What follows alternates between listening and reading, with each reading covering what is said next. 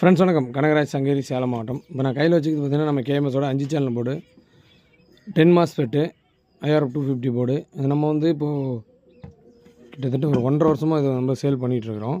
இப்போ இதுக்கு முன்னே பார்த்திங்க அப்படின்னா எல் டைப்பில் டபுள் சைடு ஃபிண்டு இருக்கிற மாதிரியான ஹீட்ஸிங் யூஸ் பண்ணிகிட்டு இருந்தோம். இப்போ பார்த்திங்க அப்படின்னா பேக்கில் 6 லீஃப் இருக்கக்கூடிய திக்னஸான இந்த மாதிரியான ஹீட்ஸிங் நம்ம இப்போ ரெடி பண்ணியிருக்கோம். ஏன்னா அந்த டைப்பு ஹீட்ஸிங்கு ஃபிட்டிங்க்கு கொஞ்சம் சரி வரலை அப்படின்றதுனாலையும் இது இப்போது நான் இப்போது புதுசாக இல்லை, நான் புதுசாக இப்போ தான் வாங்கியிருக்கேன்.